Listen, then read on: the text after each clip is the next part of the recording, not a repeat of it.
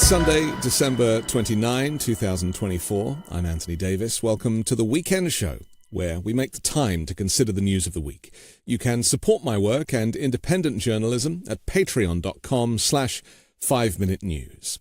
Our guest today is a Pulitzer Prize winning investigative reporter, author of 7 books, including The Making of Donald Trump and most recently The Big Cheat, How Donald Trump Fleeced America and Enriched Himself and His Family. David Cay Johnston, welcome to The Weekend Show. Glad to be here.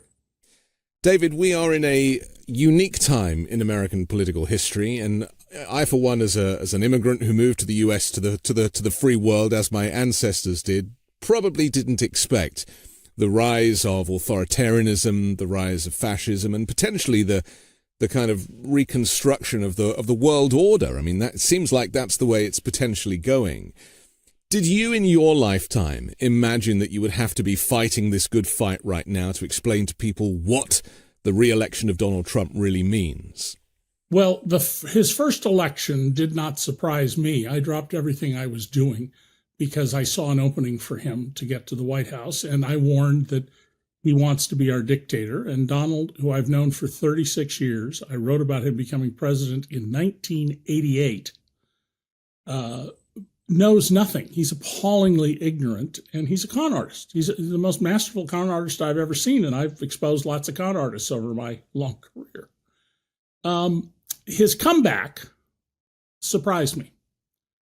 We don't know yet, because it'll take time for political scientists and political professionals to sift through the data, but I suspect the most important factor in his second term, that he won by a very narrow margin, 1.5 percentage points, is the drop in the number of voters.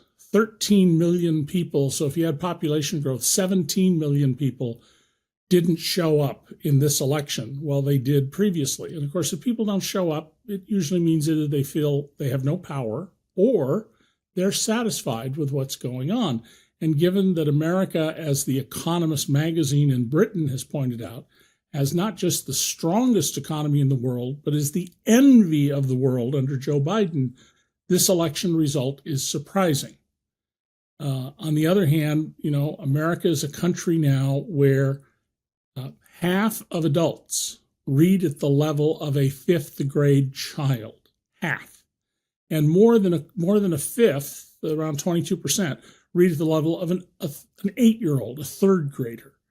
So people who don't have reading skills, don't have critical thinking skills, can be easily manipulated. And they have been. And there's plenty of surveys showing that, for example, journalism students at Northwestern University put this together.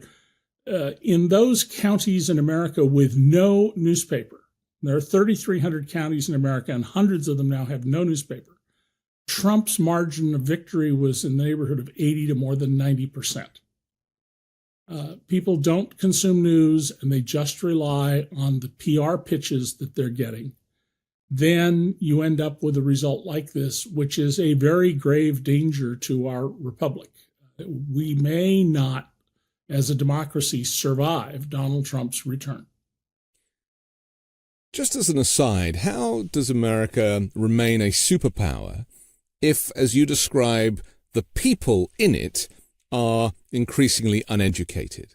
How much of the country being a superpower on the world stage relates to the actual the number of people who are part of it? Because again, to me, that just talks to the 1%, or it talks to big business and talks to the Elon Musks of this country, who are actually holding the controlling stakes. Well, we live in a very complicated and competitive world. Knowledge is power. Fundamentally, knowledge is power. And, I've been teaching for the last 15 years. I taught law at Syracuse University. I'm not a lawyer, but I was on the faculty teaching law there for 15 years. And now I teach at Rochester Institute of Technology as a professor. And I'm astonished at how students these days do not know things that were basic requirements to get out of junior high and high school when I was in school in the 50s and 60s. It's amazing. There are surveys showing Americans are asked on whose side did we fight in World War II, and the plurality pick with the Nazis against Russia. Just appalling ignorance about these things. And it's been going on now for quite a long time in America, that we have been dumbing down our education system. We've been withdrawing the arts. We kept football. And many schools no longer require students to read a novel. Reading a novel is critical to understanding what sociologists call the other. It's a way to learn why and how other people behave, what motivates them. But many high schools now, even for honors English, don't require you to read a novel, or maybe one at the most. And I know of schools and of individual teachers who show movies instead. Now, if you and I both read Harper Lee's novel, Atticus Finch in each of our minds is a different person. But if we watch the black and white film, we get a pre-digested Gregory Peck. And by the way, there are school districts where I live in Western New York that ban To Kill a Mockingbird because it's filthy. So maybe we should talk just for a second about Trump's plan to deconstruct the Department of Education. This is a Christian nationalist decision, really, isn't it? This kind of comes from the Heritage Foundation, this idea that actually we can, in their desire to stop indoctrination, they want to indoctrinate in their own way. Exactly correct, with one little caveat. Donald Trump has repeatedly called Christians fools, idiots, and schmucks, and he means that Yiddish word in the worst possible sense of it. He's not a Christian. He was asked on a radio show where I live 6 years ago or 8 years ago, when was the last time as a Christian you asked God for forgiveness? And Donald goes, what, forgiveness? Why would I do that? I've never done anything in my life requiring asking anyone for forgiveness, which should tell you all you need to know. But then you add in his repeated written and stated assertion that his life philosophy is a single word: revenge. Christianity utterly rejects revenge. You cannot call yourself a Christian honestly and believe in revenge. But the plan here, I think, is very, very clear. Attacking science, calling it a religion, asserting it's unverifiable, spreading messages like Dr. Fauci should be tried and put in prison because none of these 70-some vaccines in the United States was ever tested for safety and purity, which is pure, utter nonsense. The goal here is a top-down oligarchy run by white supremacists. Make America Great Again is really just cover for Make America White Again.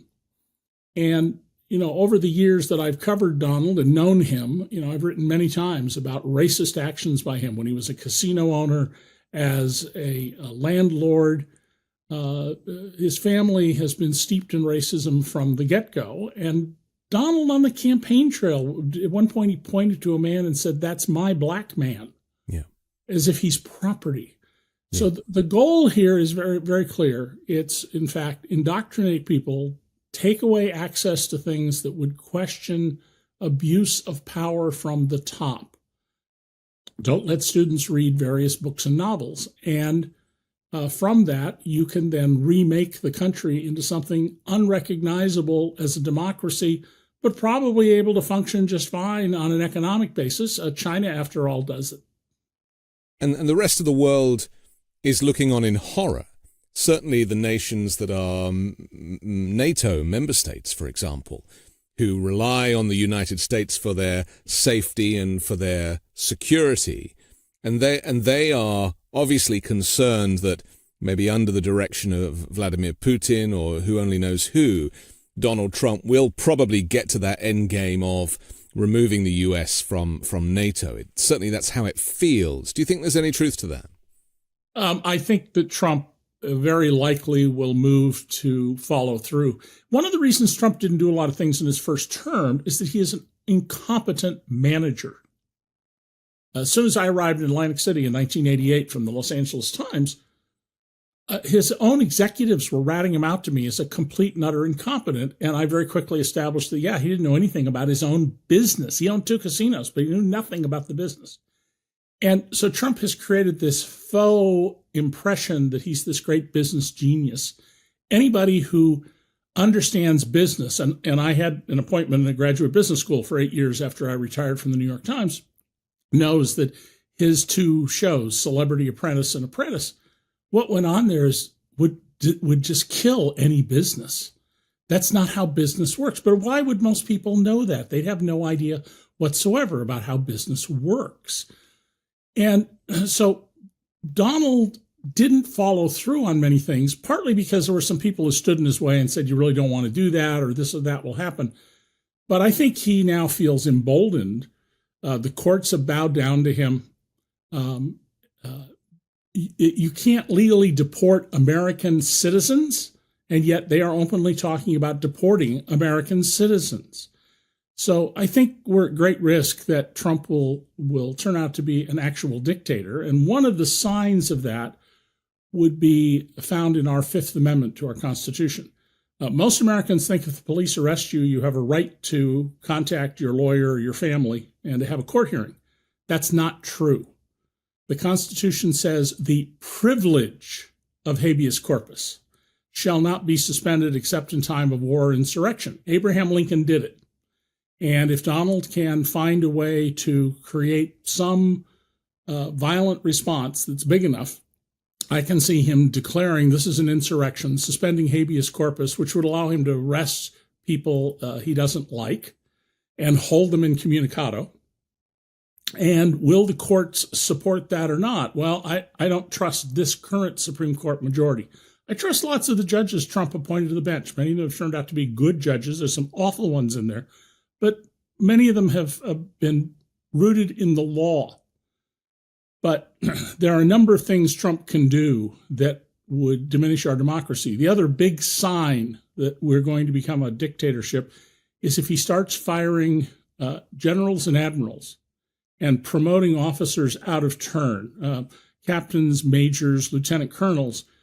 That is one of the classic signs of an authoritarian government exercising control. Well, he said he was going to fire any of the military that were involved in the withdrawal from Afghanistan because it was such a terrible operation in his opinion. So that could be the basis for that. Well, he's also said that he's going to recall Mark Milley, the former chairman of the Joint Chiefs of Staff. Right. If you're a U.S. military officer, you are subject to recall to the age of 70. Milley is in his 60s.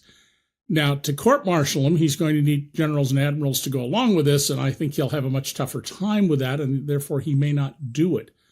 But understand, Trump doesn't understand anything about the Constitution. He had to have it explained to him when he was president why there is a memorial over the USS Arizona in Pearl Harbor.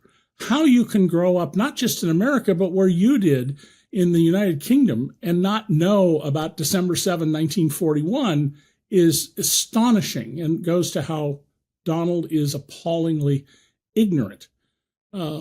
So he has repeatedly said, I have an Article 2, that's the part of the Constitution governing the presidency. I have an Article 2 that says I can do anything I want. It says nothing of the kind, but if that's what Donald thinks, he will behave that way. And lowering the bar that allows Donald Trump to be president twice. I mean, this is, again, feeds his ego and his narcissistic personality disorder that he can kind of win a second term. It kind of lowers the bar for future presidents, doesn't it? Because ignorant people will be like, well, if he can do it, then maybe I could too. After Trump was elected, I've been in office about a year, I did a worldwide tour about my books on Donald Trump. And the most interesting thing I heard back from any of the lectures was from a man in Germany who said, well, you Americans, you've been very lucky. You went 200 years without having an absolutely crazy authoritarian get to the head of your government. To those of us who live in Europe, you just got lucky and now you're catching up with the rest of us. And while it was terribly cynical comment, I thought, yeah, there's a lot of truth in that. And of course, if you don't explain to people that your liberties depend on the liberties of people you don't like, then you're going to have a very hard time defending the liberties of the people. And Donald has no interest in liberties of the people. He has said, you shouldn't be allowed to write something about me unless I approve. And we've started to see that with the ABC News settlement, $15 million, because Trump was described as a rapist when he didn't like that description, despite the adjudicated rapist decision. This is just the beginning of this spiral, really, isn't it? Where the integrity of journalism, which of course he describes as fake news or the enemy of the people, this is going to come to a head in this next regime, isn't it?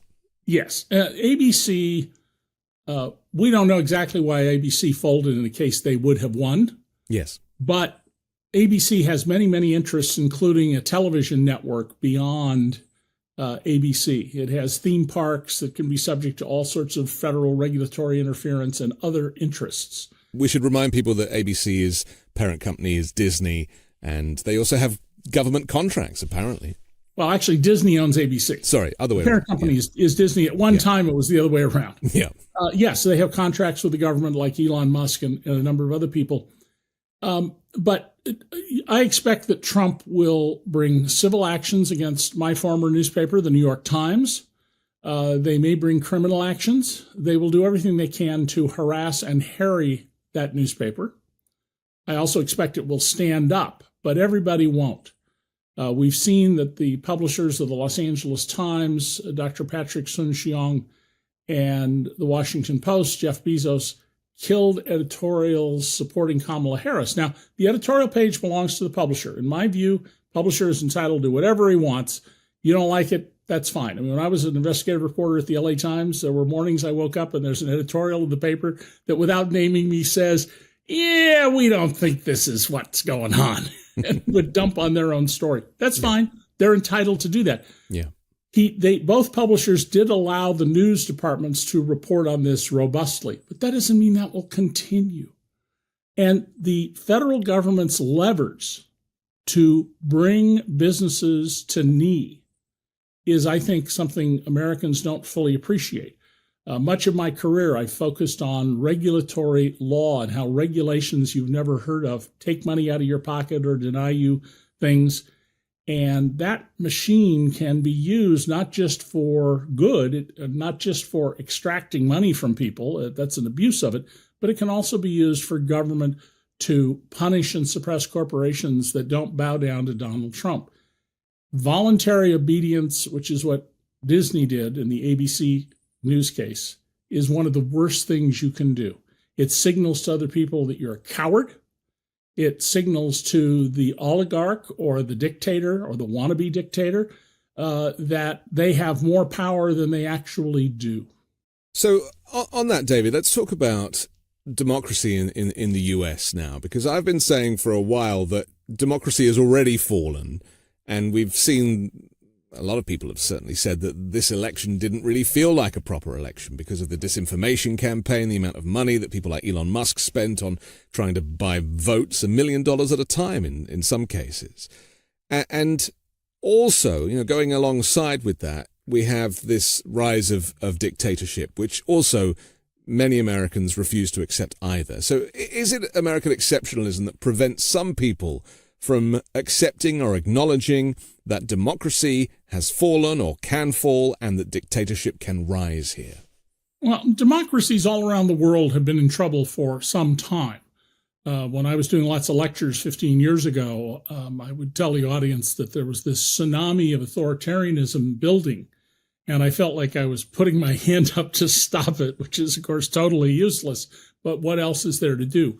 But when great social tides come along, they have to play themselves out. After the plague in Europe, the church losing its iron control of the populace, for example, that had to play out. And democracy requires people who are engaged about their government, who feel that they are citizens, not just occupants of an area. And yet both Margaret Thatcher and Ronald Reagan said in slightly different language, there's no society here. We're 300 million people occupying this territory in the United States. And that has weakened the connections and the bonds that allow people to work out their differences and reach compromise. And then, of course, Newt Gingrich in 1994, when he was House Speaker, popularized this idea that bipartisanship and cooperation is what he called political date rape. And the tragedy is that we are almost now so polarized that it seems like we've gone beyond the point of no return. Oh, I don't think that. I mean, after all, America survived a civil war. It survived having a murderous president of the United States in Andrew Jackson, whose portrait, by the way, Trump hung in the Oval Office when he was president. Yeah, big fan. We survived the Great Fear after World War II. This is not at all hopeless. And Trump didn't win by some huge margin. If Trump's economic policies do what I and other people understand economics expect, which is make economic growth slow down or likely reverse, increase inflation, particularly for food, and start trade wars in which Trump seems not to appreciate that China and Mexico and Canada and others can retaliate against us, that should wake some people up, get some people to go turn out to vote. And so it'll take 2 years to get a new House. We could change the control of the Senate in 2 years, and it's a much better table for the Democrats in 2026 than it was this year. But we also could absolutely fail, and we can end up being a dictatorship. You know, from the fall of Rome took 40 years. We have this misleading sort of belief in the modern world because of news that things happen right away. You know, no, they don't. For weeks before the attack on Fort Sumter that began the Civil War in the United States, there were news accounts saying, when are they going to attack? When are they going to attack? This ship arrived today and these soldiers arrived, and when are they going to attack? These things don't suddenly happen out of nowhere. 9/11 didn't even come out of nowhere if you'd been paying attention to Osama bin Laden, but very, very few people do, and most of those were avid readers of the New York Times, which had reported about this. The disconnect in this last election was that the economy was doing better on paper, but not in person. And so Donald Trump kind of seized on that and claimed that he'll bring prices down and he'll bring inflation down. He'll obviously take credit for Joe Biden's economy over the next 2 years because of the approximately 2-year lag on a lot of these policies. So is there going to be a wake-up call? Will there be buyer's remorse? I mean, how do you think that will play out when things do get more expensive and Donald Trump doesn't have control over them? Well, I've been arguing that a smart strategy here is let Trump be Trump, LTBT, let Trump be Trump, because his policies won't work. They can't work. So let him do that, and people will pay the pain for not understanding and for not understanding how the economy works, how politics works. But it will take several years. I absolutely agree. Anything good will be claimed as the successes of Donald Trump. And people forget that under Joe Biden, the economy literally was much better. From 2022 to 2023, the median income, that's half make more, half make less. It's very typical of what people make as opposed to the average, which can be skewed way up because of people with literally multi-billion-dollar annual incomes, not wealth, incomes. The bottom half's income rose 20% faster than society overall. I do these numbers every year for 30 years. This is a sharp change where the bottom was gaining and the top wasn't. And but it takes years for things like that to play through. The decline of the 90% in America began in 1974 after a peak in 73, but we really didn't see the strong effects of that until more than 30 years had passed.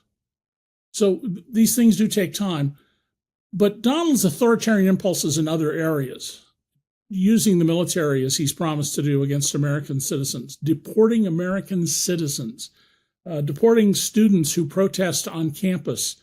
Those things probably will come back, hopefully will come back to wake people up to this loss of liberty and this notion that we're going to tell you what you can read, what products you can buy, what medical drugs and other medical interventions will be available to you. That over time shouldn't play particularly well. On the other hand, look, the American people have the right to overthrow their democracy and create a dictatorship. The Constitution has a method for doing it. You just over time change the government and change the rules. Hopefully people just aren't that gullible and dumb, but we don't know in this era. It will be a problem when it comes to things like public health, because things like mask mandates or vaccinations, that's what saved, despite the death of 1.2 million Americans, so many more were saved because of mask mandates and vaccinations. And yet those things have been weaponized, meaning that when there is another pandemic, there will be an increasing number of Trump voting people who will be like, you won't make me wear a mask, you won't make me get vaccinated. And the effect of that could be devastating. Well, Donald Trump's grandfather died during the 1918 flu epidemic. Oh, really?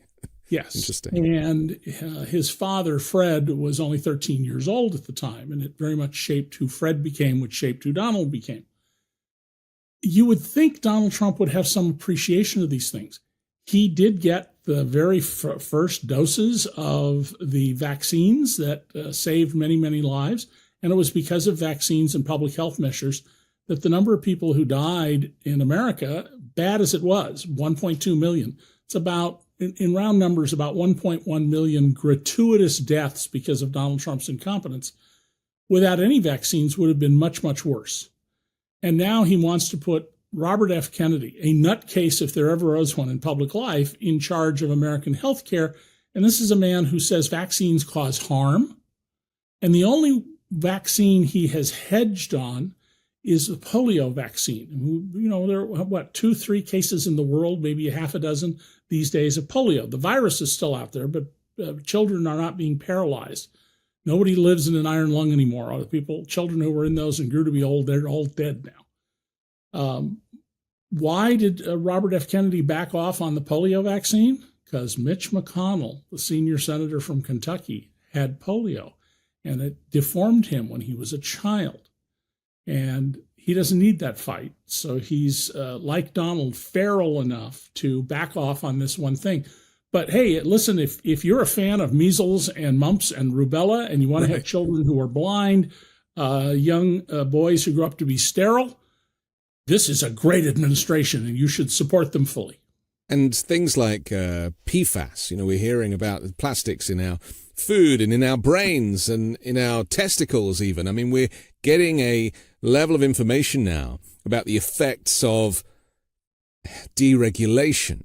If we deregulate the Environmental Protection Agency and any of these departments that keep us safe, again, this is about owning the libs from the Republicans' perspective, but they're actually signing their own death wish. So, Anthony, I want to get you to not use that word, deregulation. There is no such thing as deregulation. There is only re-regulation. And the history of America, going back to Jimmy Carter, is the re-regulation takes away from consumers, takes away from customers, and from investors, and from workers, and imbues power and authority and the freedom to be abusive to those people who own the companies, those people who run the institutions. So everything is regulated. One of the things I've always taught my students is, everything is regulated. Say, this university, like every other university in America, regulates dating. And it takes them a while, even the third-year law students, it takes them a while, and they go, oh, sexual harassment. That is kind of regulating dating, isn't it? Baseball regulates how many stitches are on the ball, the color of the yarn, and the material that the yarn is made with. Everything is regulated in some way.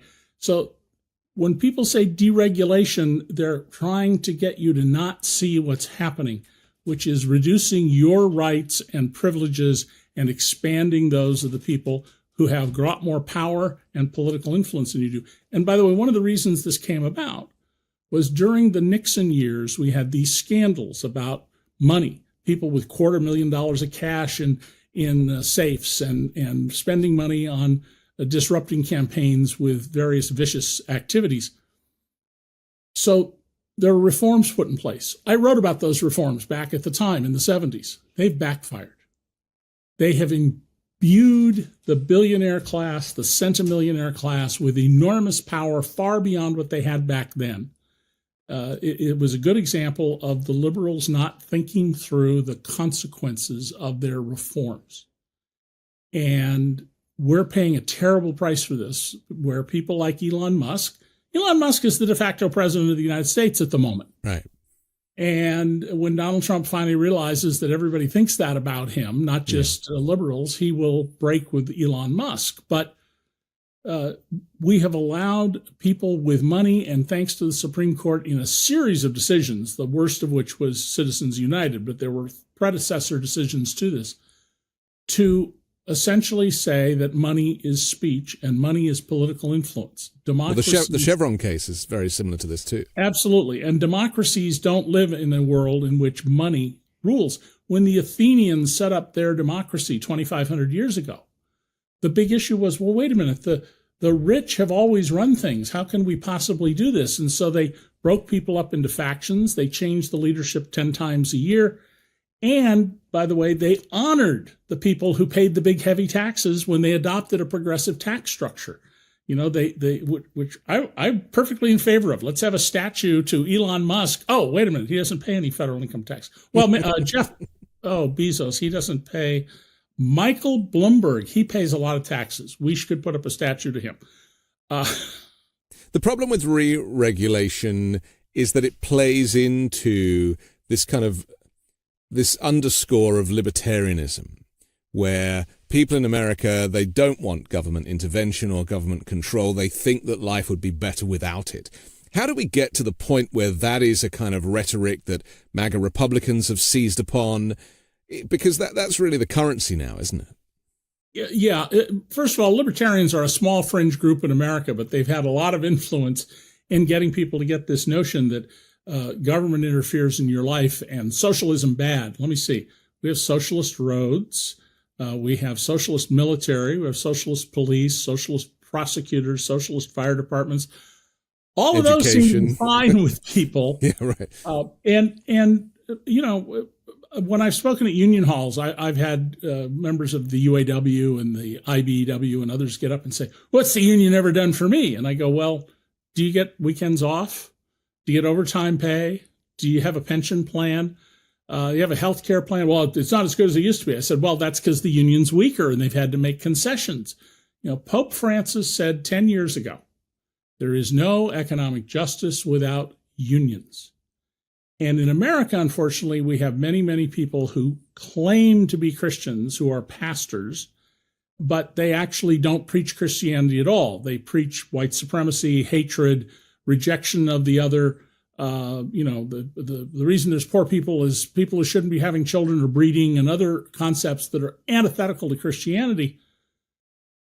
But they have a lot of sway and influence. And so I think that we have an enormous job in this country of rebuilding an understanding of what democracy is, of what liberty is, of why it's necessary to defend the rights of people you can't stand if you want your own freedoms. And the Democrats, to get at this, have got to get off of their focus on what are relatively fringe issues. They need to go back to core economic issues. RAND, which was set up as an Air Force think tank, did a study that demonstrated, I think quite persuasively, that $50 trillion, that's almost 2 years of the entire output of the American economy, has been redistributed over the last half century from ordinary people to those at the very top. I've written best-selling books explaining the mechanisms, which are technically they're not secret, but trust me, it took a long time for me to figure these things out. They're not obvious in the law books when you read them, where companies reach into your pocket every day. There's one industry in America, the pipeline industry, I wrote 15 years ago, 3 cents a day from everybody in America. Congress ordered up a study because of that, and they said, well, you're wrong. It's 2 cents a day. Well, a penny a day from everybody in America is $1,200,000,000 a year, and it's going to about 175 people. So we have this, it's a larger group now, 175 entities, but it's not even the investors in these entities in the pipelines. It's the top management control group that get the money. And I don't know about you, but if my experience is that trying to get people to go out and demonstrate in the streets over being ripped off for a family of 4 for a dime or so a day just doesn't play. It's not enough to be upset about. But, a penny here and a nickel there and a dime over there and $1 a day in another place, and pretty soon you're not well off, and some other people are richer than anybody could have imagined when I started out as a reporter in 1966, beyond anybody's imagining. And it's the control of government, of the rules in the government rule book that enable this. Now, some of it happens because of new technologies and discoveries. That always happens. But that doesn't explain much of this. The other thing Americans don't understand at all is that more than half of the economic growth in the United States since 1945, when World War II ended, is due to taxpayer investments in science. Taxpayer investments, but, we can't spend money, not supposed to do that. Basic research, not applied research, but basic fundamental, how does the universe work research, that's only funded by governments. AT&T did some of it, but they were a proxy for the government when they were a national monopoly. But if you don't understand anything about the economy, if you don't understand anything about where ideas come that change the world, then, you can be like the Luddites. Oh, we have to go smash the looms because they're taking our jobs away, not realizing if people can buy a lot more clothing and it'll be a lot less expensive, you might be better off. And I got to hand it to the authoritarian elements in the Republican Party that they have been very successful. They've won the messaging war, haven't they? I mean, that's what's been so clever. The Democrats don't know how to message. And Nancy Pelosi and I have had words about this nose to nose. She's going to go down in history as the greatest Speaker of the House so far of all time, way ahead of anybody else. But on the other hand, she walks around in $4,000 dresses and $1,000 high heels, and then is surprised that working people think that she's a tool of the rich. Is there some truth in, because of the American dream and all of this culture that is unique to the United States, that some people think that they want a billionaire to be the leader, and that the idea that people like this broligarchy that we're discovering are better for America than just civil servants? I think a lot of people, in fact, do have that idea that, Adam Smith, the man who figured out competitive market capitalism in 1776, says in his other famous book about moral sentiments that people tend to worship those with money and to despise those of what he called mean condition, meaning that they were poor. And this is a fundamental flaw in the human character. But very much so, we're seeing people saying, well, he has a lot of money, therefore he must know what he's doing. Never mind that, how you got your fortune could be ripping people off, which is what Donald Trump did. And, there's not a word in the U.S. Constitution about wealth and riches. The U.S. Constitution is about liberty, about an ordered society that protects individual rights and that allows the human spirit to grow. And let's see what we can do in a society that ennobles the human spirit. But lots of people really believe the purpose of the U.S. government is to get rich. Well, if that happens and we get into a war again like World War II, what you're going to notice is young men are not going to line up to go get themselves killed in a war because nobody's going to go to war to protect rich people's riches. And this plays into that argument that you can't run a country like a business that seems to have been overlooked with the rise of Trump. Right. Well, I don't want government to be a business, and I don't think anybody else does if they think about it. Corporations are very useful things. They've proven to be incredibly valuable. But a corporation is there to make money. It's not, by the way, there to make money for the shareholders. That's a mistaken belief Milton Friedman sold the public through an article he wrote for the New York Times Magazine in 1971. That's a whole other discussion we can have. But the purpose of our Constitution is not to get rich. Getting rich is a byproduct of that.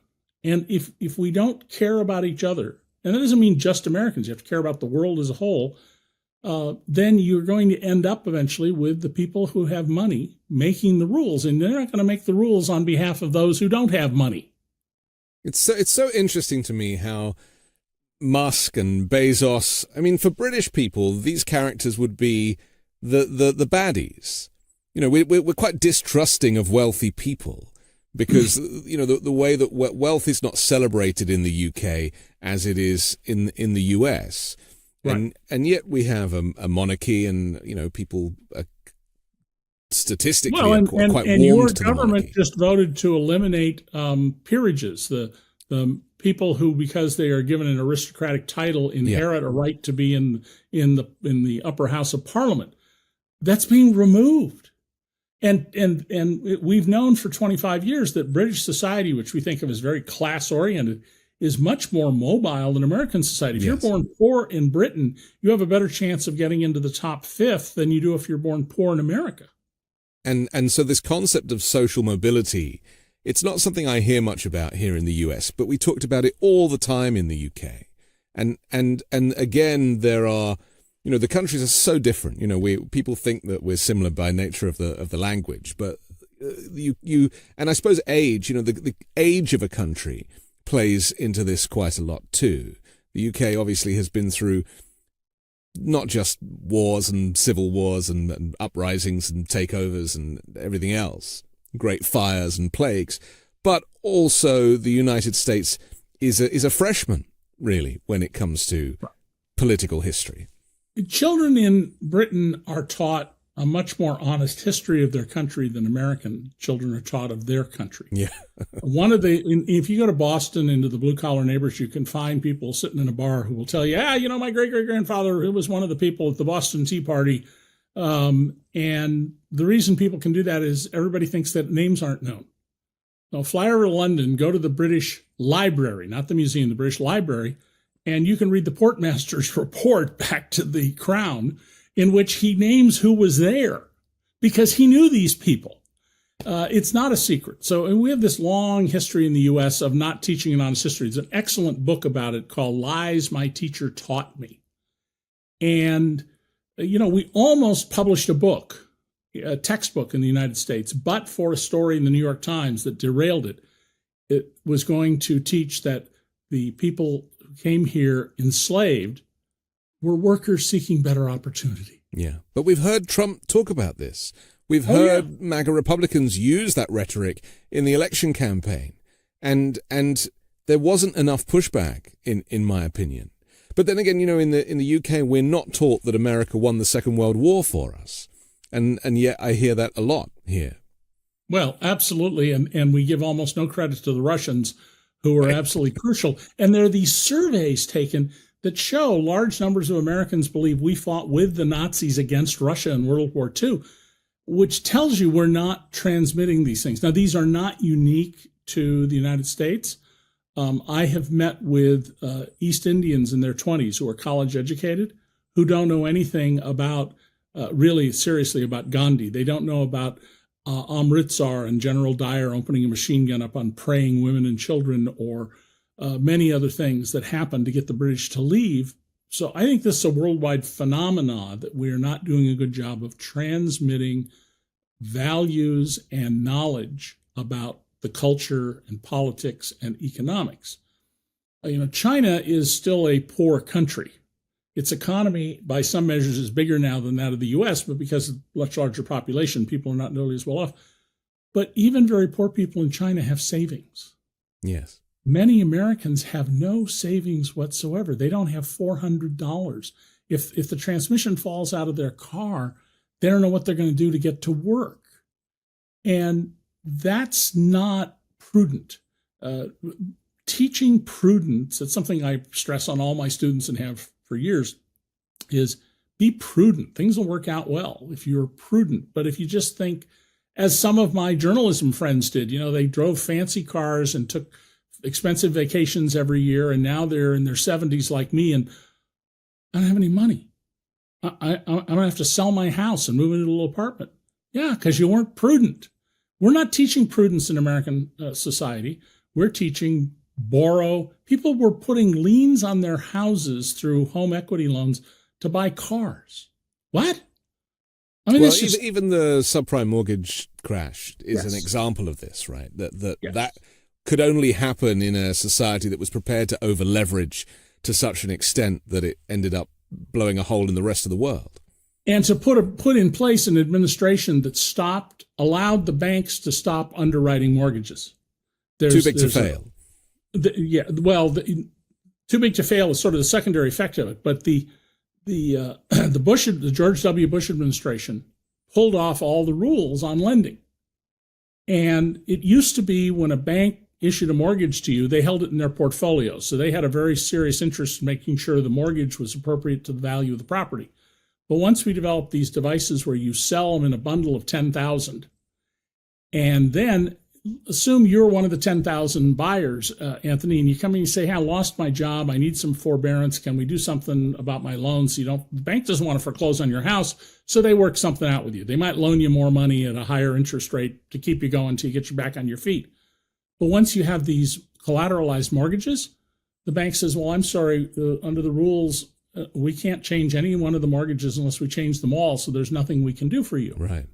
We replaced many virtuous financial policies with vicious policies, replacing limited partnerships in which every partner is equally liable for the misconduct of any partner with something called limited liability companies, where if I think you're doing crooked things, Anthony, in our business, as long as I don't stick my nose in and find out about it, I'm protected. But if I go in and say, hey, what are you doing here? I can now lose my house. That's a vicious policy. And my economics trilogy, Perfectly Legal, Free Lunch, and The Fine Print, which are all still in print, go through these policies and show how we put in place these policies that, calling them deregulation when they're re-regulation, damage ordinary people, put them at risk, make them bear burdens they're not fit to bear, and insulate people who take outrageous risks. What you're exposing is that there is a whole lot more to making a decision as to who to vote for than just owning the libs, trans bathrooms, or the price of eggs. And that really is the greatest confidence trick that has been played in the last decade, right? The idea that people voted for George W. Bush over Al Gore because they'd rather have a beer with George W. Bush. If I had to choose, I would too. Yeah. Al Gore was an automaton, but he was also a fellow who could have easily gotten out of the war in Vietnam and instead signed up and demanded he be sent there as a grunt, by the way, not an officer, which he could have done. Demanded he be allowed to go into the battlefield, even if they tightly restricted it to minimize his danger, because his father basically was in charge of the military budget in Congress. John Kerry invented a new military strategy that saved many lives. How many, there's no way to quantify it to my knowledge, but a new military strategy that was adopted and saved American lives. And he gets treated as a coward and unworthy of the medals he got. There's something very sick going on in American society among people who value money over everything else. And there's nothing wrong with money. I'm a poster boy for being poor when I was a kid and being a very prosperous man now. But money is just a means to an end. Martin Luther King said he wanted his 4 children to grow up in a world where they would be judged by the content of their character, not the color of their skin. Well, we've ended up with a society that judges people by the content, or in the case of Donald Trump, the imaginary content of your wallet. And how much money you have has nothing to do with who you are. There are rich people who are saints and there are poor people who are monsters, but the reverse is also true. But we don't see that. And that was this great insight of Adam Smith in his theory of our moral sentiments about admiring people because they have money. No. Nothing wrong with making money and being prudent and investing, but you don't admire people just because they have money. You admire people because they have character, they have integrity, because they're brave, because they take care of other people around them who need help. That's what we should be admiring. And yet, look what's happened. And our value system is really at the core of what's gone wrong in America. I believe we can recover from this, but it will not be easy. It will not happen overnight. It may not, by the time I'm dead, it may not be fixed yet, because it took us 50 years to get into this, and we're not going to get out of it in 2 elections or 3 election cycles. We have to take a quick break, but I want to come back and talk about the irony that 2 billionaires are the ones that are going to try and save $2 trillion from the public purse, and why that might have been overlooked somewhat. We'll do that next here on The Weekend Show. How's your holiday season shopping going? Mine is slow, but it is the season to liven up dinner, and you could gift an endless variety of tasty food from award-winning chefs with Cook Unity. That's right, dozens of chefs offering a wide variety of cuisine. You can select from over 350 meals or have them pick them for you. Made, prepared, and delivered right to your door. Easy and effortless. Choose from hundreds of meals. No cleanup, no meal planning. Meals delivered fully cooked. Just heat in as little as 5 minutes. Flexible, commitment-free subscriptions. Skip deliveries, pause or cancel anytime. It does sound like the perfect gift for the holidays. Their roster of all-star chefs includes James Beard Award winners, acclaimed restaurateurs, balancing flavor and nutrition in small batch meals sent fresh and not frozen. Give the gift of delivering mouth-watering meals crafted by local ingredients and award-winning chefs with Cook Unity. Go to cookunity.com/weekend and enter code WEEKEND before checkout for 50% off your first week. That's 50% off your first week using code WEEKEND or by going to cookunity.com/weekend. We're back with David Cay Johnston here on The Weekend Show. I'm Anthony Davis. Just before the break, we kind of were talking about this respect for the billionaire class and how great riches seem to be the thing that people strive for. And yet here we have 2 billionaires in Vivek Ramaswamy and Elon Musk given this kind of non-cabinet position, Doge they're calling it, to try and save America's public purse, reduce it significantly. And I was saying that, it's not lost on me that these extremely wealthy individuals who have never needed to touch any of these public services or entitlements that they're probably likely to strip are the ones who are responsible for that. Well, this is a curious development. One thing most Americans do not want to hear, and I can tell you this from kickback that I've gotten for years, all wealthy societies have relatively high taxes, because private wealth creation requires massive investments of public funds. You have to have an educated society. You have to have roads. You have to have water treatment and sewage treatment so people don't get sick and die. You have to have a whole civil infrastructure, what I call the public furniture, in order to have private wealth creation. People have this magical notion you do it on your own. No, you don't. And if the tax system taxes a secretary more heavily, that is a larger share of her income than it does Elon Musk, guess what? The secretary will never be able to become a business owner. This is the Warren Buffett rule. That's exactly the Warren Buffett rule. And he's exactly right about that. When Barack Obama had his encounter in Toledo, in a neighborhood, with Joe the plumber, if you see the entire extended clip that's on the internet, not the little snippet that ran on the nightly news, Barack Obama essentially, from memory, recites one of my books to him and points out that under his tax plan, Joe the plumber would be able to put together the money much sooner to start a business. And what becomes very clear as you watch the extended clip is Joe the plumber isn't interested in learning anything. He doesn't want to hear anything. He just wants to be reinforced in what he believes is already true. Now, journalists and detectives are trained that You go wherever the facts are. And many times in my life, I've been, wow, that's not what I thought at all. But you have to then adapt to what the facts are. Politicians don't have to do that. And Donald Trump creates his own reality. And by that, I mean, he lives in this fictional universe in his head where whatever he says is the way it is. And if he contradicts himself 30 seconds later and you point that out, well, I never said that. And he sees no contradiction in that because he lives in this fictional world in his head.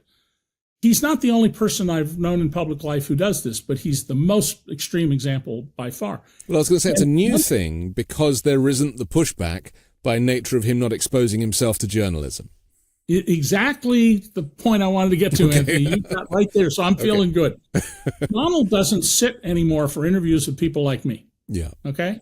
I mean, I spend many, many hours with Donald Trump, but he doesn't have the integrity or the strength of character to sit down for an interview with me because he knows that I don't say things I can't back up, and he knows I study deeply the things that I read about. A lot of things I don't know anything about, things I know very deeply. And he only talks to people who are sycophantic. So Sean Hannity is probably his favorite journalist in the world. He said he hates me more than any other journalist in the world. He said it several times. Congratulations. But the American people are unfortunately fed a somewhat namby-pamby version of politics by American news organizations. You will read much more robust debate about the war in Gaza in Israeli newspapers than you will in any American newspaper. And this is a real problem, is this sort of, well, we want to take the blunt edge off of that. We want to be a little careful. People will misunderstand it. So we don't have the kind of robust debate that would be important and useful. And so you have someone that comes along like AOC, the congresswoman from Brooklyn or Queens, and she presents things that are outside of the sort of accepted stream, and immediately it becomes important to discredit her rather than, let's put your ideas out in the marketplace. If they're bad ideas, the public presumably will come along and see that. What Donald's trying to do is the opposite of that. Anything that's a good idea that doesn't fit his agenda, that has to be suppressed. But AOC is branded a radical, which I find remarkable, really, because everything she's saying, as far as I read it, is normal by any other standard. Well, conservatives in Britain would in the United States be considered moderate liberals. Correct. And you go to the Scandinavian countries and they're my friends in Norway and Sweden are like, what is going on? And yet Norway and Sweden always top the charts for the happiest societies, for the safest societies, the most robust societies. Taxation is high, healthcare is available and free at the point of access. And so we rarely reference Sweden as an example, which kind of is at the number one spot for all of this stuff. 16 years ago in Stockholm, when I was researching a book, I got into a conversation with a dozen tour bus drivers who had a couple of hours while the clients were off, having lunch and shopping in the stores. And we're talking to them. The prime minister walks by us. Every one of these bus drivers, they were all in their 50s or 60s. They had all retired, and they decided either they didn't have quite enough money or their spouse wanted them out of the house, not being around all the time. These bus drivers each owned 2 homes with no mortgages.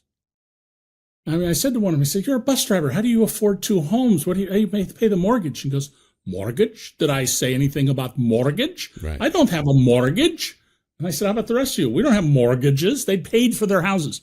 The odds in the U.S. that you could go to any large city and find a dozen bus drivers standing around that one of them would own 1 house free and clear are close to nil.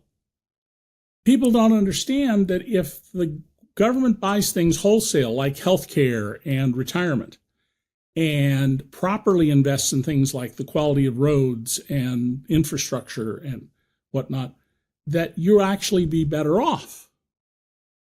The people who live in Denmark and Norway and Sweden, and they get that. But those nations are social democracies. Yes, and they're not perfect. The Sami people in Norway, I'm mostly Norwegian. The Sami people in Norway, they will tell you they're just horribly discriminated against, and they are, as a factual matter. Yeah. These aren't ideal societies in every way, but they get fundamental human economics right in a way Americans don't understand at all. So the word socialism, which has been packed into a group with Marxism and communism, things that Trump liked to say on the campaign trail about Democrats, which is, of course, entirely untrue. It would be nice if we even got close to a social democracy here in the US.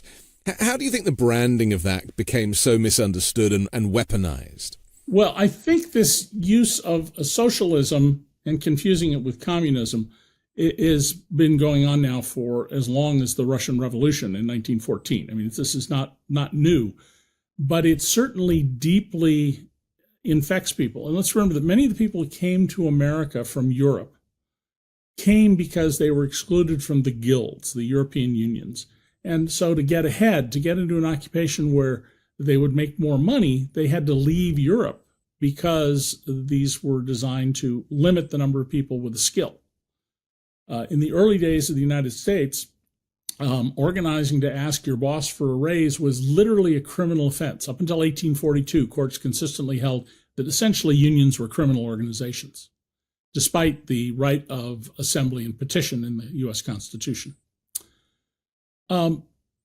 These are words that are just triggers. There's no deep understanding of what they are. I get called a communist or a socialist all the time, and I say, yeah, right. And that's why I wrote a trilogy of best-selling books championing competitive market capitalism, because competitive market capitalism has turned out to be a very good idea. It may not be the best idea of all time, but so far it's done the most to benefit people. And by the way, in America, we don't have competitive market capitalism. We have corporate socialism. And I've explained this many times to people. What do you mean we have corporate socialism?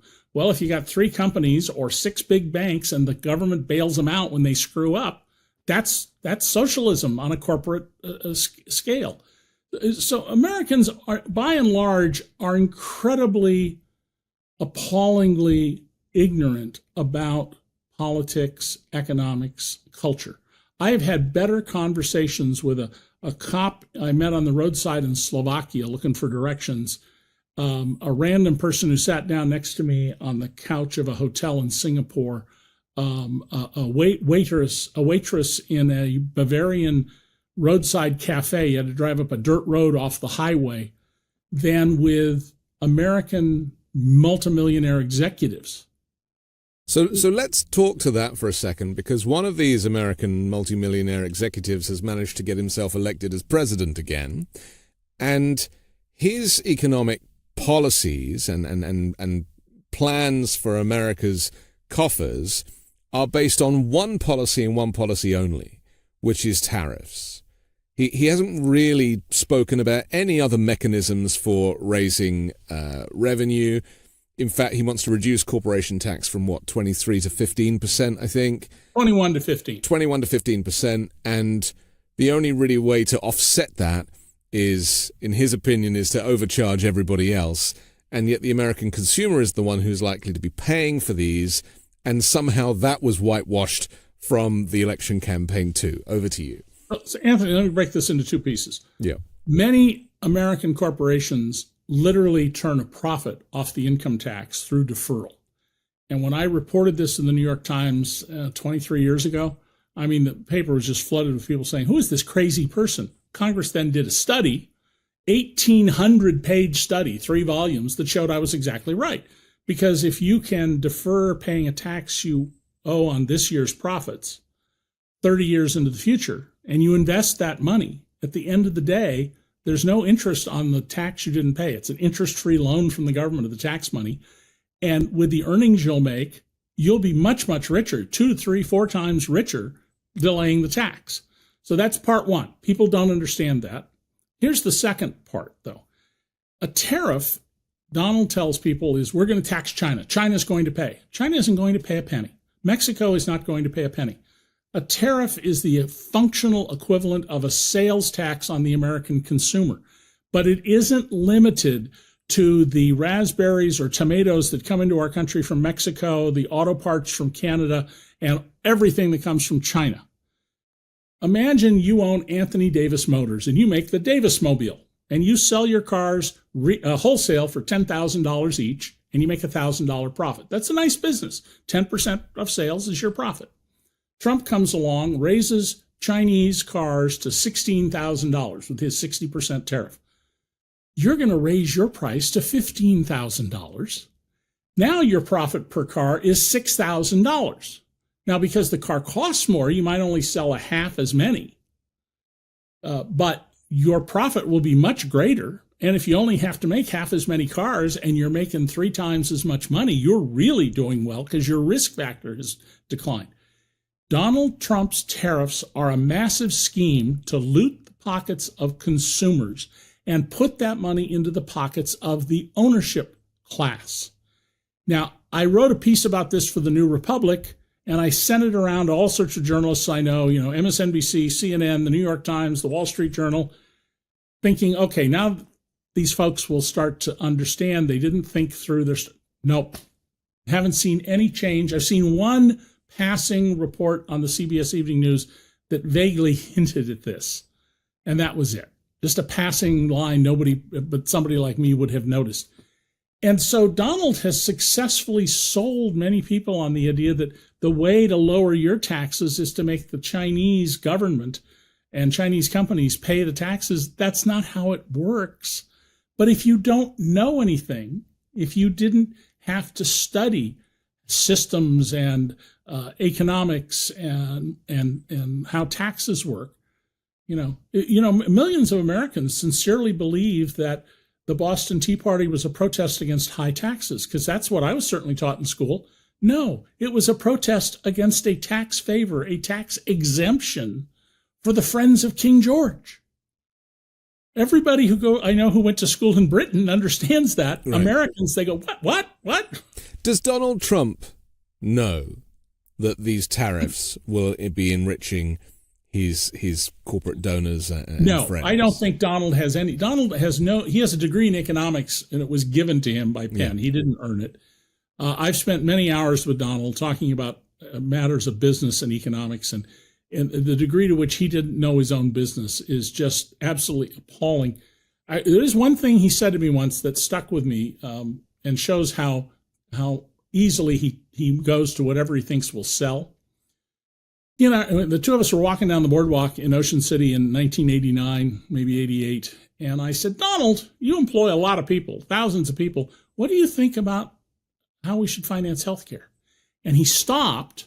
He turned to me and he said, healthcare should be like the road in front of your house. When you need it, you just drive your car on it.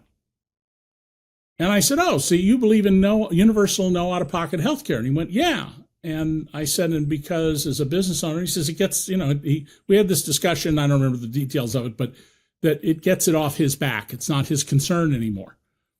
And now, of course, he wants to eliminate the Affordable Care Act. And what does he have to replace it? Concepts of a new idea. He doesn't have anything. If we repeal the Affordable Care Act, many people will die. I expect one of my grown children to die because he's had a heart attack. He's a business owner. No one will insure him. He will be without insurance. So he can get emergency room care, but he can't get the kind of care that someone with heart disease needs to have. And Donald doesn't care. Donald doesn't know anything about this. Donald actually said repeatedly in the 2016 campaign, wages are too high. And shockingly, neither Biden nor Kamala Harris, or Tim Walz for that matter, hung that on him. None of them. The Republicans know how to sell. Okay? There's a British product called Brill Cream. And in the 50s and 60s, there were ads everywhere telling young men, put this grease in your hair and girls will be all over you. Nonsense, but it sold a lot of Brill Cream. In America, people have been sold this bill of goods by Donald. I created the greatest economy ever. No, you didn't. Joe Biden's economy was vastly better than yours and pretty quickly. I got these massive new investments, ExxonMobil, $25 billion. So you go to ExxonMobil's records. Oh, we announced 6 months earlier we're going to invest $25 billion. Yeah. He did the same with Foxconn, which never didn't turn out to be which just became a pile of mud in Wisconsin. Right. Yeah. And journalists don't go back to the places. What about the jobs he supposedly saved in Indiana? Yeah, they're all gone. They all went to Mexico, just as was planned. They just were delayed a little bit. So is it worth asking why journalists and news networks, mainstream corporate-owned news networks, are not willing to dig any deeper regarding the tariff confidence trick? Because, is this the same as the ABC payoff? Does this just go back to leverage? Well, first, let me just lay out. I'm a former president of Investigative Reporters and Editors. That's the organization of people who do what I do. There's more than 6,000 of us. So it's a little credentialing here, okay? There are reporters who've done excellent work about Trump's economics. But most of the coverage comes from generalist journalists. They could be sent out to cover a murder case or an airplane crash or economics, and they don't know what they're doing. I read stories in the Wall Street Journal and the New York Times, the Washington Post, all the time about business matters, where I go, that's a very readable story, and the journalist doesn't have a clue to what's really going on here. He's telling you what the sources he interviewed and the press releases tell him, but his level of knowledge is mechanical. Very few journalists have a knowledge at the level of principle and theory.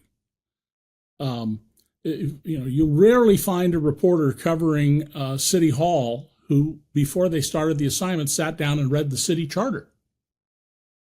Even though, to me, that's like the first thing you do. You read the city charter, and then you get out the Oxford English Dictionary and you look up the history of the words you're going to deal with, police, handcuffs, arrest, etc.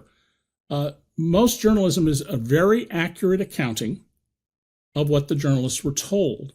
It's superficial, and it does not go any deeper because the journalist doesn't have the knowledge to do it. Many journalists in the U.S. have never read the U.S. Constitution, which all in all, it's only about 7,000 words. It's not that much. They're shocked when they find things like there's a reference to letters of marque, M-A-R-Q-U-E. What's that? Most people would say. By the way, that's authorizing pirates. Our Constitution allows the government to authorize pirates. So you can't write about what you don't know. It's the same thing novelists are told. Write what you know. Yes. Not what you don't know. And so it's superficial. And then secondly, nobody ever got in trouble for following the herd. Years ago, when I was in San Francisco for the LA Times, I went to a hearing about a wife beating. And there was a woman coming whose story became the subject of a movie whose husband had raped her and she killed him. But before that woman came on, when I was the only journalist in the room, 3 wealthy women, very nicely dressed women in their 40s, testified about how their husband's a bank CEO and a business owner and something else like that, a famous lawyer, beat the crap out of them all the time. So my story was about wife beating is not a class issue. Men at all levels do it. Every other story out of that hearing, when all the other journalists came, was all about the one case. And my editor, this hardly ever happened at the LA Times, killed my story and ran a wire service story. When I asked the next day what's going on, he proceeded to tell me that that's nonsense. Rich men don't beat their wives. Upper class men, middle class men don't beat their wives. I found out much later he was a wife beater. But the going with the herd will never get you in trouble. So to this day, stories appear saying that the alternative minimum tax was imposed by Congress so that super rich people couldn't pile on lots of exotic deductions and pay no income tax. That law was repealed in 1986, and it was replaced by a new law. And the new law, that's why it's called the alternative minimum tax, goes after married couples who own their own house and have more than 2 children. That's who it goes after, not rich people. Yet it appears all the time. And when I call or write to somebody as an editor, they come back and say, well, it's just shorthand. We have to have shorthand in journalism. Well, I understand that, but it should be accurate shorthand. And so, as I said, nobody ever got in trouble for saying what the herd is saying. And that's only going to get worse with the rise of AI, and even the copy and paste buttons have changed journalism as long as I've been in it, whereby material is regurgitated and actual original writings are few and far between. And obviously that's very frustrating, but because there's so much to say. There's so much to push back on. There's so much to investigate. And I suppose that for some of us was the frustration of the Democratic campaign, is that there was so much to say about the opposition, so much to call Donald Trump out on. And yet there was a very kind of alternative and holistic view of America that didn't quite chime with enough people. Well, Harris should have gone after Trump and said, incomes are rising now. They weren't rising then. The reason you're not feeling it is because you were so down when Donald was in the White House. Right. And handed out the numbers, had charts behind her, very simple charts. Should have said, Donald Trump says wages are too high.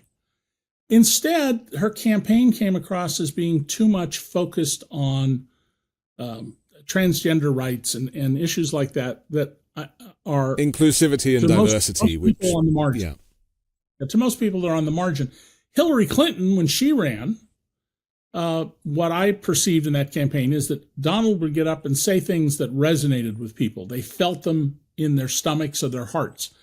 Hillary would get up and say, I have a 48-point plan to return manufacturing to America. And by the way, if you look at item 17 on page 42, footnote 4, and it came across as blah, blah, blah, blah, blah, even though his policy, it was excellent. Donald had no policy. And one of the lessons in that is that advertising works. Most people don't have the time to study things. We had an ad that ran in America for some time by one of the big investment houses where there's a guy standing in his kitchen with a knife with his shirt off, looking at his chest. And there's a doctor in the split screen saying, well, you make a 1.5-inch incision below your fourth rib. And then the narrator comes on and says, doing surgery on yourself doesn't make any sense. Neither does managing your own money. And that was, Adam Smith's great insight. Specialization makes for a much more profitable enterprises, lowers the prices of things. But most people don't, they don't specialize enough of their life in thinking about politics. That doesn't mean they're dumb.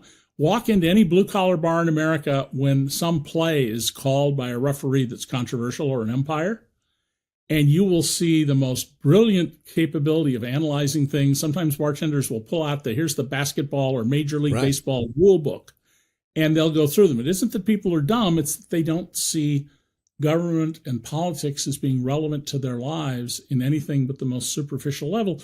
The Republicans figured that out long ago.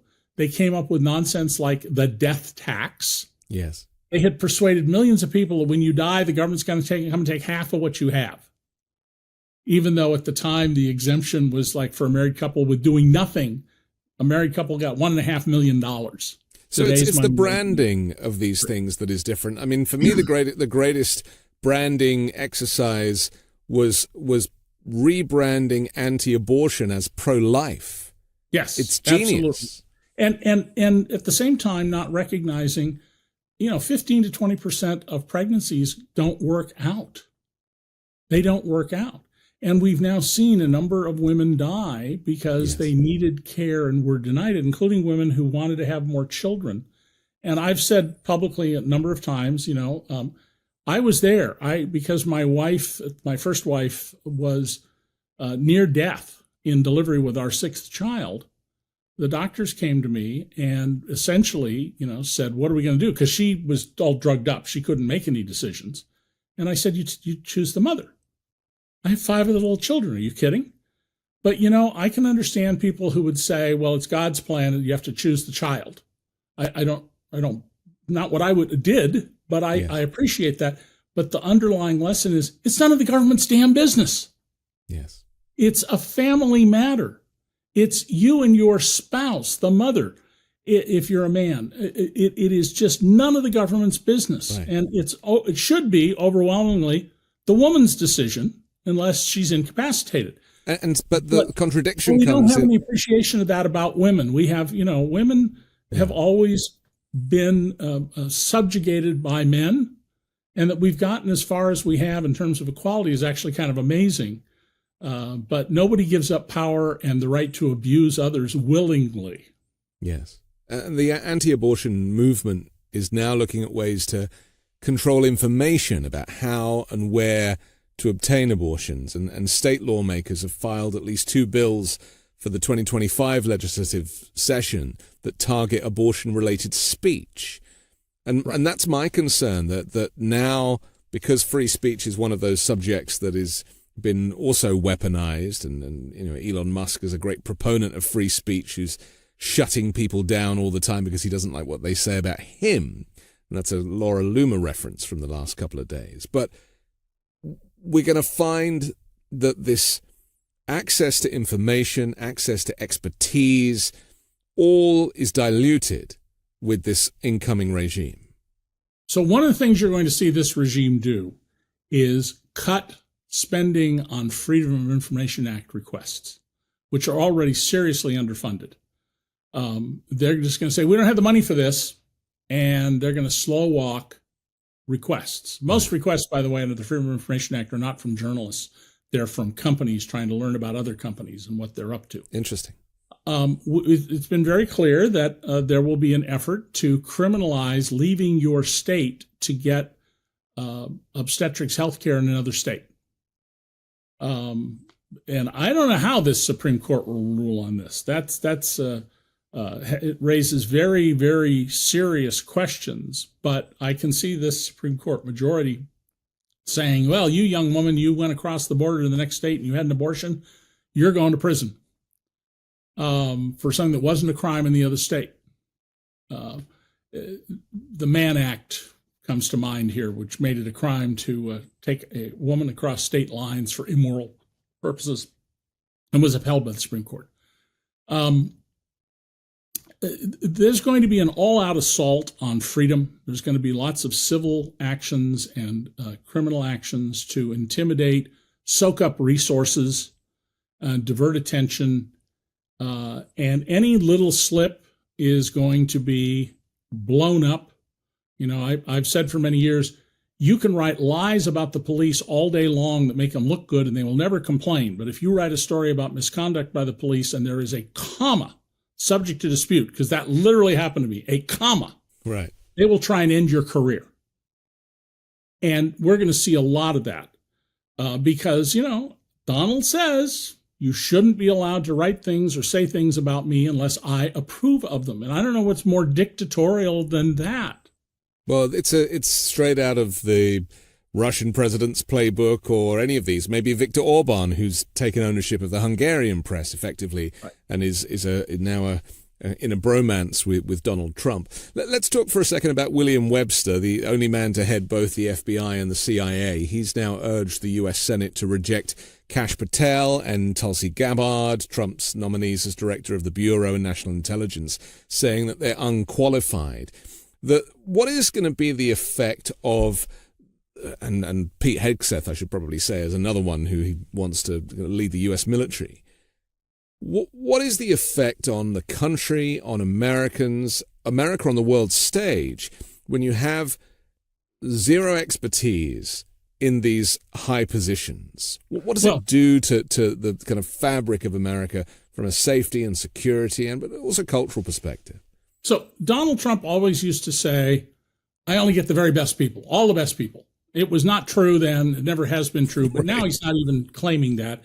He is literally getting the worst people imaginable. And Matt Gaetz is a good example of this. Matt Gaetz was his first choice for AG. Example. I'm going to take a child sexual predator and drug user and make him the Attorney General of the United States. Yeah. Pete Hegseth, a guy who he was in the Army. So what? I mean, my father was in the Army. He's not wasn't qualified to be defense secretary either. We have lots of talented, competent people around. John Bolton, whom I've interviewed, and I don't see the world the way he does at all, but I respect that he is a serious person you should listen to.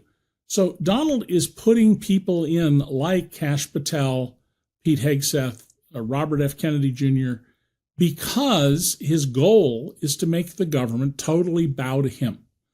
And the way he's working the Senate is that if you're a Republican senator, like Joni Ernst from Iowa, no great shakes as a U.S. senator, but she just couldn't stomach Hegseth because of what I think is pretty clearly evidence of him sexually assaulting this woman in Monterey. And guys who do that, they're not one-offs. You don't do that once and it's over. She was told right up front, we're going to primary you in the next election and you're going to be gone. Now, here's the bad part. More than 1 million people have died for this country. My father became a 100% disabled veteran because of World War II. And a politician who says, well, I'm going to have to bow to Donald because I might lose my office, you're a coward. You have no business holding any public office anywhere. We should humiliate you at every opportunity that you even think that way. But Donald knows how to bring pressure on people. Trust me, he's threatened to sue me so many times I can't begin to keep track of. Never has, because he knows he won't get anywhere. But Donald knows where the pressure points are on people. He finds out, who's vulnerable. When he's in front of a judge, he finds out things about, and we saw this quite openly in his recent trials. Yes. And so with jurors especially. Yes, jurors with children, grown children, whatever. Yeah. Donald pays money to people who will get him information like that. Yeah. And so the goal here is exactly what Steve Bannon said it was 8 years ago. We're going to deconstruct the administrative state. That's just highfalutin language for we're going to burn the place down. And Donald wants to just eliminate all of these things that he doesn't have absolute control over, he doesn't understand. So if he pursues this, we're going to have people get sick from food poisoning, and we're not going to know which factory canned those beans or processed that hamburger. So we can't stop other people from dying, which is what we can do now. We're going, the pro measles, mumps, polio lobby is going to be having a great time. He's going to try and eliminate lots of statistics. What do we need statistics for? Well, Donald, people who run serious businesses need those statistics to plan, to decide where to invest. Now, he's going to run into some conflict if he starts rounding up all the farm workers who don't just harvest crops in the fall. A lot of people come across the border for that, but they have to be tended all year round. There are little towns that'll just die. It will ruin the modest fortunes of the burgers in those towns, burger with an H, and it will make food prices go up. But none of this is stuff Donald doesn't, every time I read an article that says Trump and policy in the same paragraph, I'm like, these don't go together.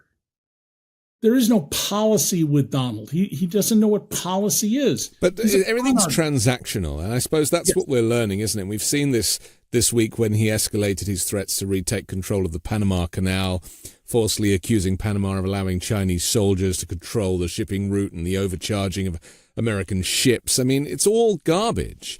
And yet, and I'm of the opinion that he saw a documentary on the Panama Canal that he, 3 o'clock in the morning on one of these channels while he was surfing and thought, aha, here's an opportunity. I mean, well, and by the way, he misses 2 facts in this. Yeah. One of them is we stole Panama from Colombia because that isthmus was part of Colombia. And secondly, in a U.S. Supreme Court case where my father-in-law was the lawyer arguing for the losing side, Jesse Helms and Company, the removal of U.S. involvement in the canal was upheld by the U.S. Supreme Court. So it is, Donald, we were going to acquire Greenland, we're going to do this. A lot of that's to just distract you from the substantial things that he's doing. It is to provide his followers, the ignoranti among his followers, with something to keep stirring up the trouble about, to own the libs, as you put it. And to give the impression that he is in control and he knows what he's doing and he has authority. Yes. Right.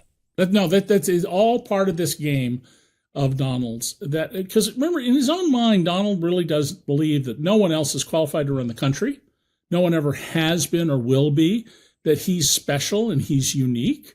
And all of this grows out of the sick, dysfunctional nature of his family. But Donald believes this. Donald is not, some corrupt Simon Legree rubbing his hands together. He believes this stuff.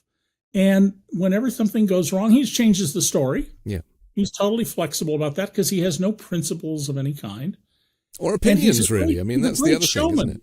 Yeah, yeah. Say it again? He doesn't seem to have any real opinions either. He'll just jump on. No, it's like the healthcare thing. He'll destroy Obamacare, but he was once in favor of universal no out-of-pocket healthcare because it was the cheapest and most effective way to provide healthcare. Yeah. So, we're going to be in for a tough couple of years. There are going to be a lot of people, particularly in the Justice Department and the FBI and the intelligence services, who are going to be forced with this decision. Well, am I going to bend under to Donald, or am I going to tell my kids they have to withdraw from college because we can't pay their tuition? Right. We're going to see harassment of people through prosecution, through tax audits, as happened to the FBI Director Comey and his deputy. We're going to see civil actions brought in various ways. We're going to see a follow-through on his proposal. Originally, the Agriculture Department should be moved out of Washington and moved instead to Kansas City or somewhere like that in the Midwest.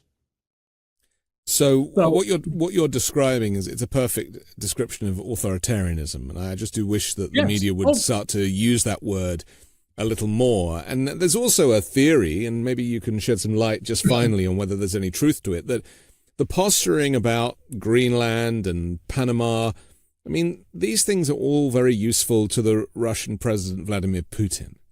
And if there was going to be a restructure, even Canada as a 51st state, who only knows? But this is all stuff that is on Vladimir Putin's shopping list, including removing the US from NATO. Yes. So is that going on? Yes, absolutely. Donald, I've said for years, Donald is a wannabe dictator, and he's going to try and become our dictator and be the Emperor Donald, even though he wouldn't call himself that necessarily. Donald has never said a single critical word anywhere about Vladimir Putin. Now, Bill Barr did a huge disservice when he was Attorney General by asserting that the Mueller report had nothing in it. Well, first of all, what we didn't know at the time, and didn't know for about 2 years until Mueller testified to Congress, was Mueller didn't have the authority to do what we all thought he was doing, which was investigating what's going on with the Russians. He had a very, very limited scope of authority, and he's a Boy Scout, just like Merrick Garland. So instead of resigning or making big noise about it, he just said, okay, fine, that's what you want me to do. I'll do that. Donald, remember, weeks into his presidency in May of 2017, had an unannounced meeting in the Oval Office with Sergei Lavrov, the Russian foreign minister, and Sergei Kislyak, the ambassador, trained spy masters, and somebody from, quote unquote, the news agency TASS, who brought his gadget bag into the Oval Office, and God only knows what was in that bag in terms of electronic communications data. And we only know about this meeting because the Russians released the photographs of them smiling and talking. And what happened right after that? Well, we found out that Donald had given sources and methods to the Russians. Sources and methods. That's who told us this and how did we find that out? Shortly after that, Russian state television ran film of a group of men in a big meeting room, a typical government bureaucratic meeting. And guys come in, they throw a bag over the guy at the head of the table. He's never, ever seen again. And stories began appearing by intelligence reporters who have long, credible track records that Donald had given this guy up. And I can see Donald saying, well, I even have a guy right in your Kremlin who's telling us everything that's going on. Yeah. Shortly after that, articles appeared in the British, Dutch, Australian, and other countries' newspapers by credible intelligence reporters that these places were going to hold back on the information they would give the United States. When Donald opened up Trump Tower, which is, in my view, his only really great accomplishment in life, was Trump Tower. He sold apartments at incredible premiums, more than anybody else got, even though they were crappy apartments with little galley kitchens and linoleum floors. Just typical Donald, says it's great and it's really cheap garbage. Because if you went to Donald and say, I want to buy apartment 28F, and he'd say $3 million, and you'd say, okay, so how do you want the title made out? Snow Inc. Donald would never say, oh, Snow Inc. Now, is that a ski lodge in Colorado or is that a cocaine business? Yeah. And so that building was full of, to this day, criminals, international criminals, Interpol, the New York, the NYPD's Organized Crime Bureau, the FBI. They're always watching that building and who's in it. An entire floor, the one immediately below Donald's apartment, was run as a casino by Russian mobsters. And Donald, when the FBI broke the place down, said, I had no idea. You can't get into the high floors of that building without going through security. There's no way he didn't know. Of course he knew. And so Donald just believes anything he does is right. And we're going to see this begin to play out. He will get blocked in a few places. But if the Senate bows down to him, if they voluntarily comply, we're going to get horrible people. Yes. He will further endanger our national security. And he may not abandon Ukraine. Despite all the things he said, if he concludes that he's better off forcing Putin to back off, he'll do that. It depends, because he's totally transactional. But your life will be much more in risk if you're in Europe or the United States on January 20th than it is today.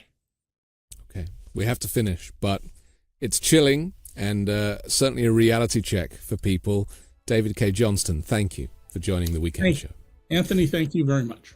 I'm Anthony Davis. Don't forget to support me and independent journalism at patreon.com/5Minute News. You can see more from me on the 5 Minute News YouTube channel and podcast, and I'll come back next Sunday with a brand new special guest and more factual news to discuss on the 5 Minute News Weekend Show with Midas Touch.